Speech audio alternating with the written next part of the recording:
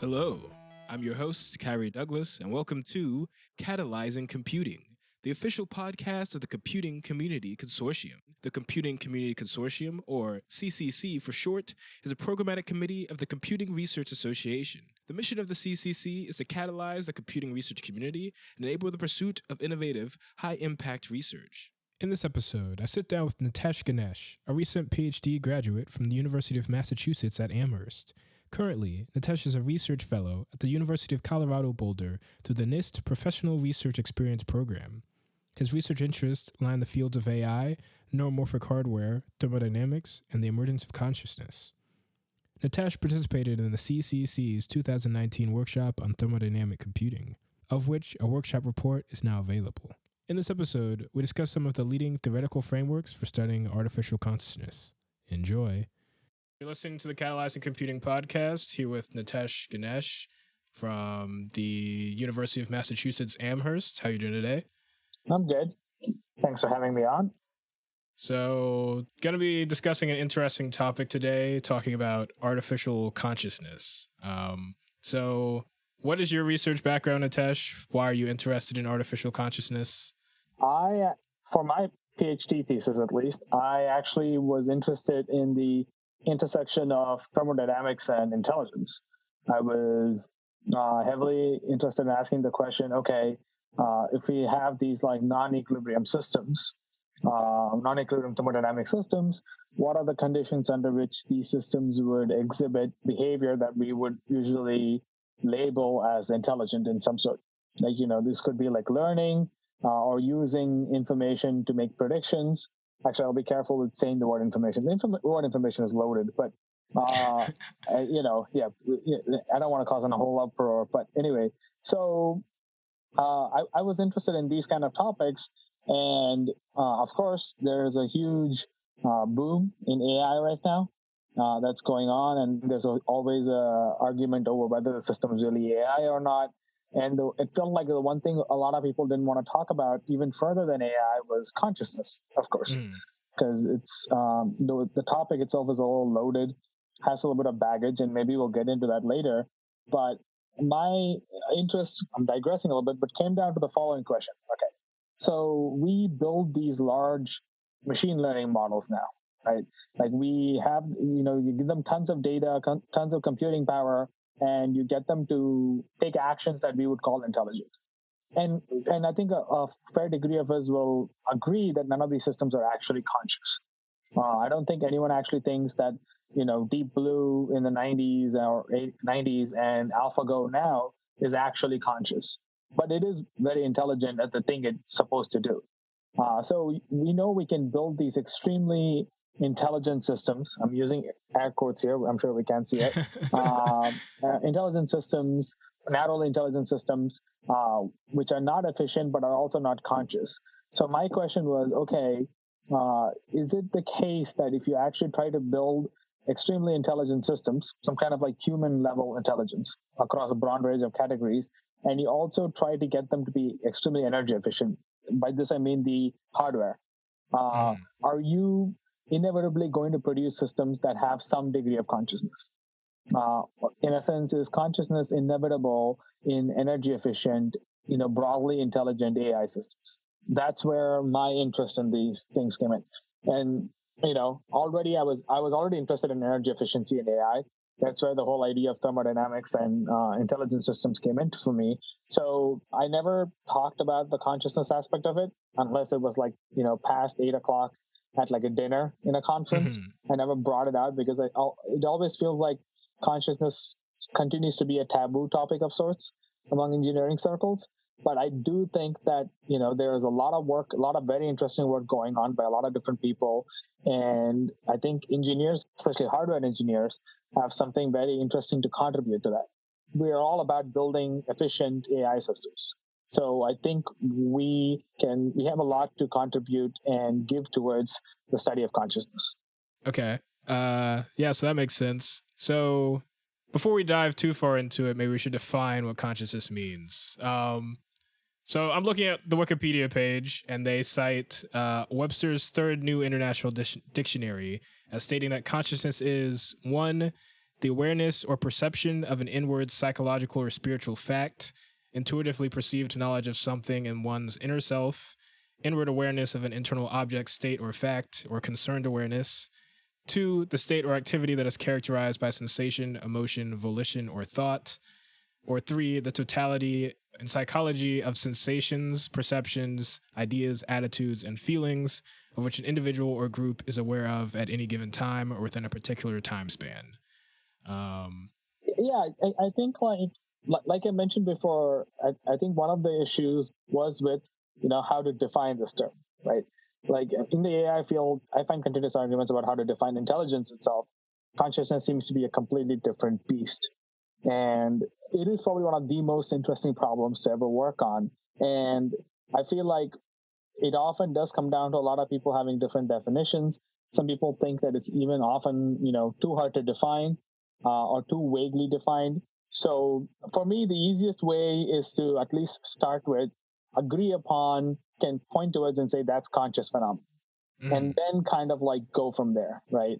For example, and I'm borrowing this from Scott Aronson, who's a very famous computer science professor and an intellectual hero of mine. He says, okay, if I'm going to define temperature, I don't immediately, and we don't know what temperature is at this point. Let's say we haven't discovered what temperature is. We don't know it's atoms moving. It doesn't have anything to do with the energy. The first thing to do is identify what exactly we are trying to study.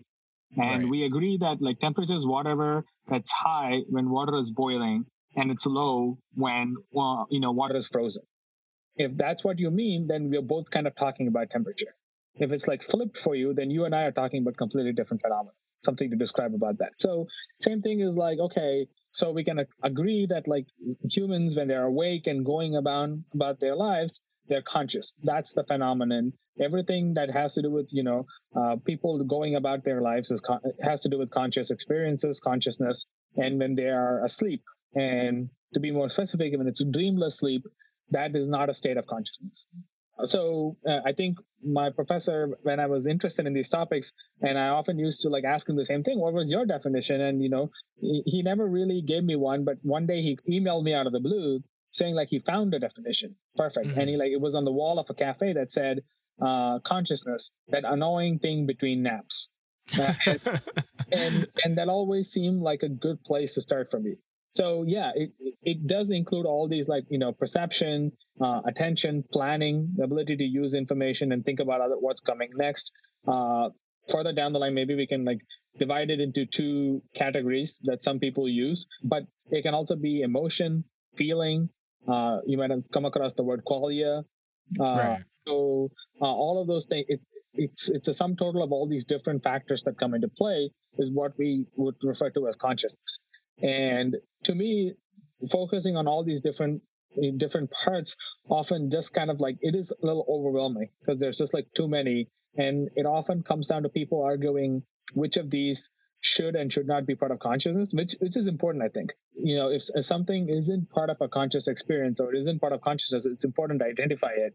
But we also probably should be like, start with something simple and be like, okay, these are the things I definitely agree upon as conscious or part of conscious experience, and then try to build up that. So one kind of like distinction that some people kind of use, and this is the other thing, right? For anything someone says, there'll probably be someone else who disagrees with it when it comes to consciousness research. You might have noticed that if you were Googling around. And at least for me, one of the distinctions that I like is dividing consciousness into phenomenal consciousness and access consciousness.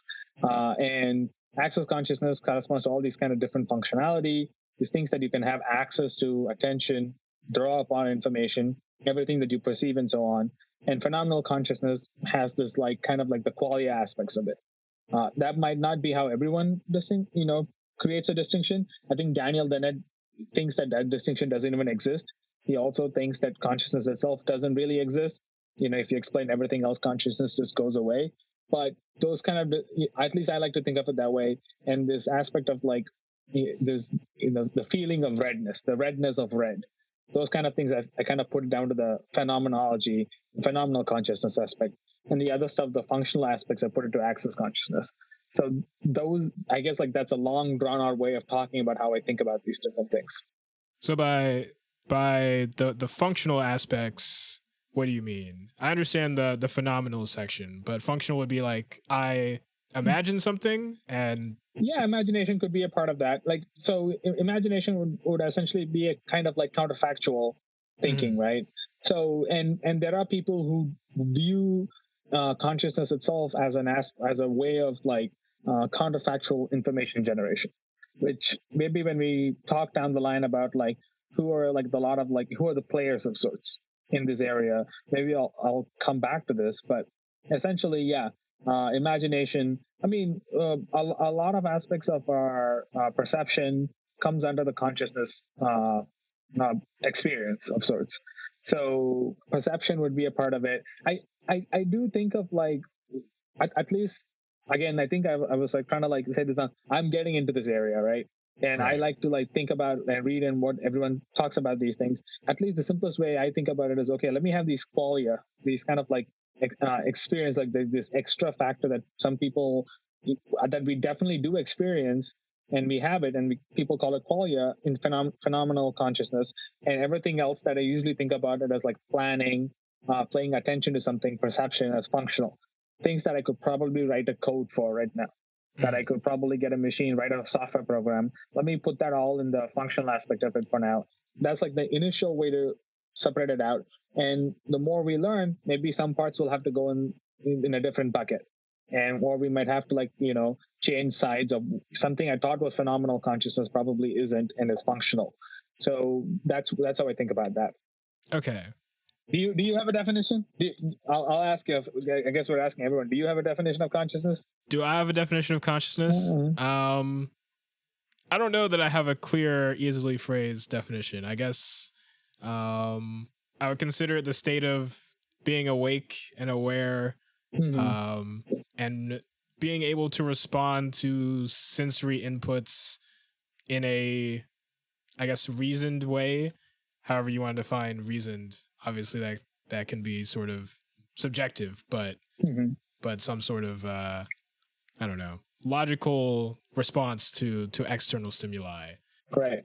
So, to your point about phenomenal versus the functional states of consciousness, that distinction seems important because obviously you could build. I mean, these are still systems of development, but you could build a computer to see something and recognize it.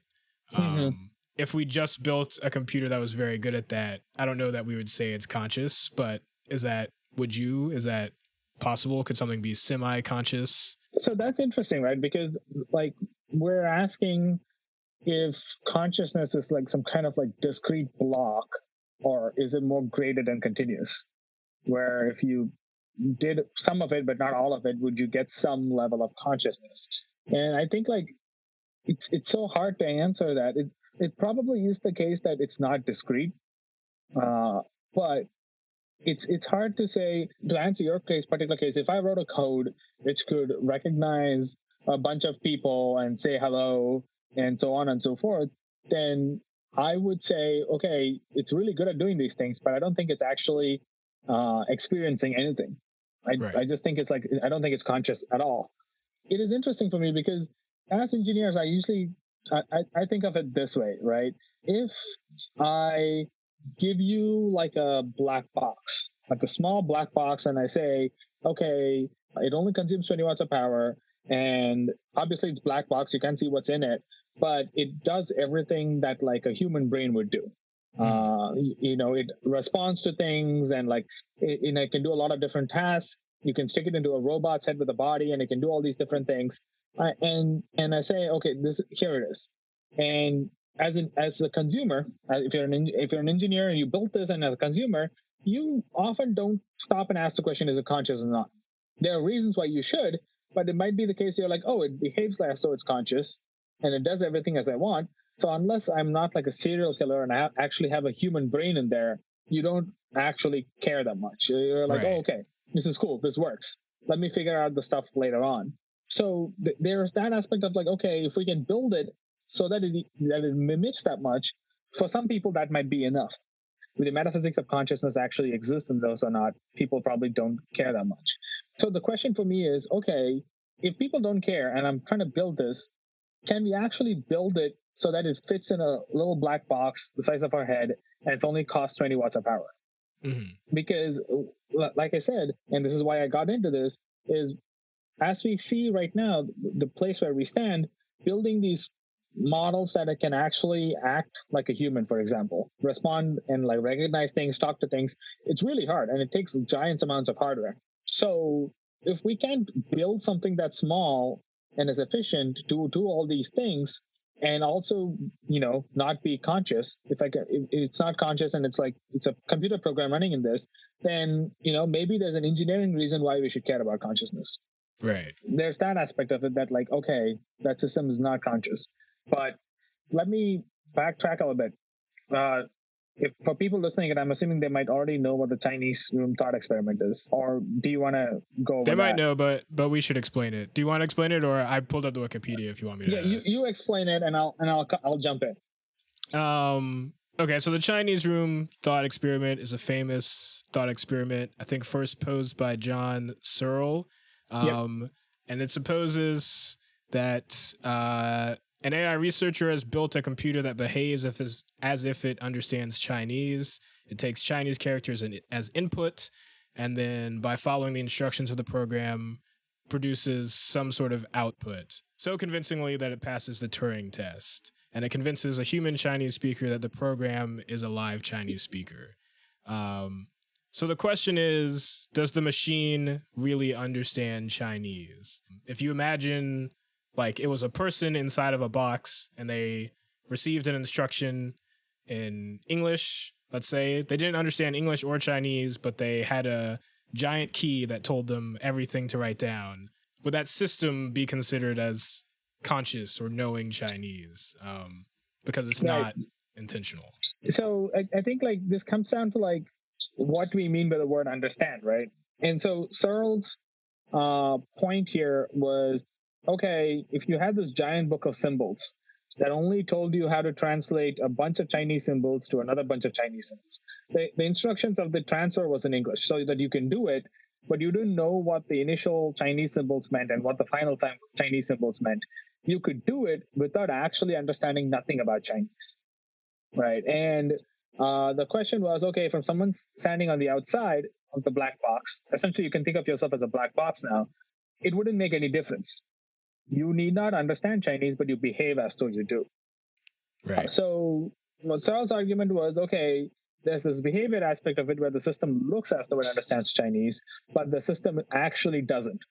Right? If you were sitting inside the system and doing this by hand, then a computer hardware looking at one kind of symbols and putting out other kind of symbols, that doesn't understand Chinese either, because all that really mattered was the program itself.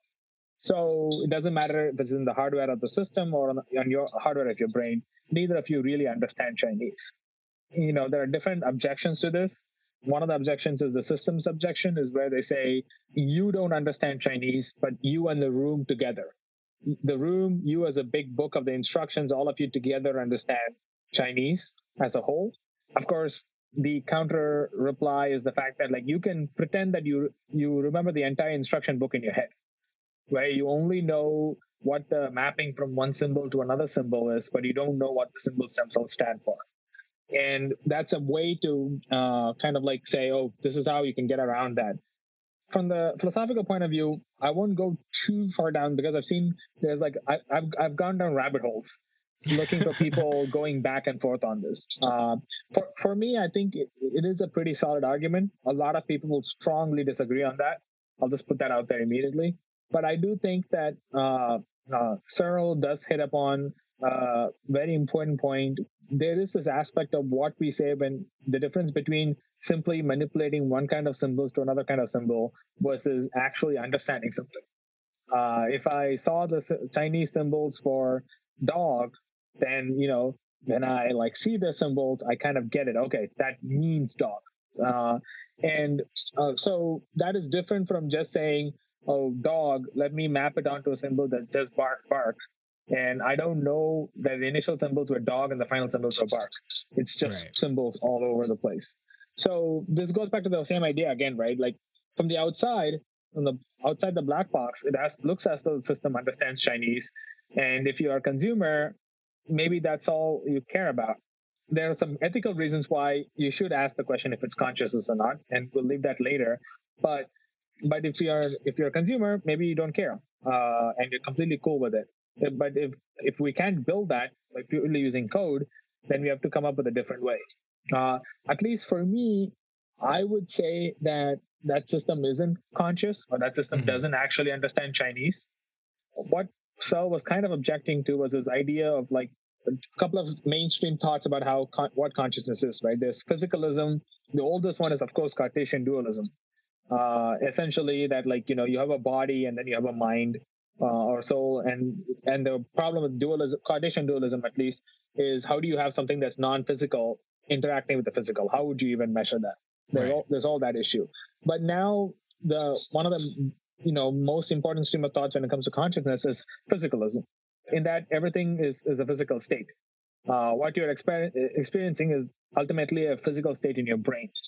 And the question is, okay, what kind of physical states produce these kind of conscious experiences, and how can you explain that, and so on? You can go a little further down. Physicalism means it's actually dependent upon the physical state, but a very particular kind of physicalism is type physicalism, where it says that it's a very particular kind of physical state. Your biological brain state is a unique state for that conscious experience. Unique in the sense of like something else couldn't replicate it, a computer couldn't replicate it or something? Well, so yeah, like for example, even you and I you might have a particular happiness state, right? Let's say there's a very unique biological state that produces your happiness. That biological state will be different from the happiness produced in my system. It's a different biological state, right? And so that's type physicalism. And we might both say we are happy, but maybe it's the case that we're not equally happy. Maybe there is like a distinction between your happiness and my happiness because those states are different. Right. And there are some problems with these because, like in most biological systems, there's a certain amount of degeneracy, right? There's a certain lot of commonalities and so on. For example, for most of us, pain is essentially associated with C fibers in the brain. So there's a degeneracy there that kind of doesn't really fit well with type physicalism. But another one is that says, okay, there's functionalism, which essentially says the physical state itself doesn't matter. Like the actual hardware implementation doesn't matter. It's just the functions that these different states perform. So happiness is like a function in the system. And if that particular function is implemented, it doesn't matter if it's implemented in a computer, your brain, my brain, as long as it's the happiness function implemented, then the system is happy. Okay. So if you look at it, type physicalism doesn't allow for a different, like if you had a particular happiness state, type physicalism essentially says, unless you have an exact, physical copy of that state, you can't have the same happiness state. But that's not true in functionalism. You can have, as long as you implement the happiness function, it doesn't matter how you implement it, as long as you get it. Which is where the whole field of artificial consciousness and intelligence and all those things come on, the idea that if you implemented these functions in a different hardware, you'll still get the same behavior. And we have seen it with respect to intelligence. The question is it also true of consciousness as well? So the question really is, okay, so we have all these like different schools, functionalism, computationalism. I'm at best a couch philosopher. I can't really, go into the weeds. I'm not the best person to delve into the weeds of computationalism versus functionalism. I'm sure there are very, very specific, intricate differences. I would encourage you and all your listeners to like go look that up and learn from about those things. I only make broader distinctions, which I'm comfortable with. And maybe something will come back to. There's another popular set of theories now called causal structure theories, which say, for example, functionalism says, like if you implemented the happiness function of sorts, then the system experiences happiness. Causal structure goes a little further and says, not only does it matter that you implement that function, you have to implement it in a particular causal structure. If you think of it in an architecture. So it kind of like say differentiates between, oh, you can implement a happiness function in a feed-forward network, or you can implement it in a recurrent neural network. And causal structure theories will say, oh no, recurrent neural networks are the ones that actually have experience, even though feed-forward networks can implement the same function. So it's like it doesn't go all the way to type physicalism, but it's a little away from functionalism too. It takes into account the fact that, like, hey, look, the only systems that you and I agreed are conscious are humans and probably some animals. And all of those systems have recurrent neural networks in their heads. So we have to use that fact. Like, we don't know whether conscious feed-forward systems could exist or not. But for now, all the conscious systems that we know, that we identify as conscious, all have recurrent neural networks. So we have to use that fact into our theories. Before we move on, just for people who don't know a lot about AI or machine learning, can you explain the difference between a feed-forward system and a recurrent system? Okay, yeah. Feed-forward recurrent neural system, essentially, you can think of, essentially, if you had a bunch of neural network nodes and you divide them into layers. Feed-forward neural networks, you can think of as information flow from input to output. That's like one direction of information flow. There's no connection to itself. Like a node isn't connected to itself. There is no chance for an information to flow onto itself. Recurrent neural networks, you can have information flow in both directions. You can have connections in itself, and that essentially allows for a temporal property to the system. Causal structure theories will say between a feed-forward network that implements the happiness function and a recurrent neural network that implements the happiness function, recurrent neural networks have conscious experience, feed-forward don't. And I feel like you and I can do a completely different podcast on that theory alone. I have like openly opposed a bunch of those for a while, and there are some very interesting stories on those theories, but that's also a very popular way of people thinking, where it's a little more advanced than functionalism, but it's not all the way up to physicalism either. So in that sense, yes, if I saw a black box, like a small Chinese room black box, and I saw that it was answering Chinese all over the place, and then I decided to look inside it and found that it wasn't a recurrent neural network, then I might be tempted to say it's not conscious. If I just saw a simple silicon hardware, I might be tempted to say, oh, that's just a one-domain architecture. Maybe it's not conscious. To actually answer this question of whether some certain systems are conscious or not really requires like a solid framework that says, okay, the thing that we all kind of agree is, like, you and I, you're conscious. Like, that's the thing you're most sure about. You kind of agree that humans around you are conscious by two major things. You say, okay, they're conscious because the way they act like I do. And two, I'm assuming that the thing inside their head, the brain, has a similar architecture to mine. Right. Those are the two main things. And so you're saying, okay, if I'm only basing it on that fact, then I have to say this Chinese room black box that I have, it acts the way I do, but it doesn't have the same architecture.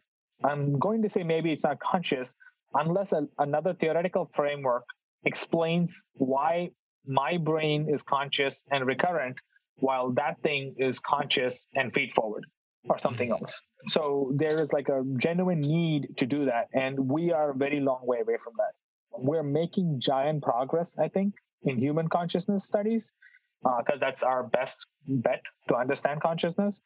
But once we start putting those kind of frameworks together and explaining why these systems have a particular architecture and conscious in one way, but we predict that these can be different architectures can also be conscious, then we can start going down that line and saying, okay, maybe a Chinese room with a one Neumann architecture is conscious.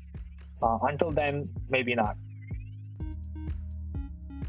That's it for today's podcast. I hope you enjoyed it. We'll be back next week for part 2 of my interview with Natesh. In that episode, we discuss some of the key contributors to the space of artificial consciousness, as well as the ethics of building one. Till next week, peace.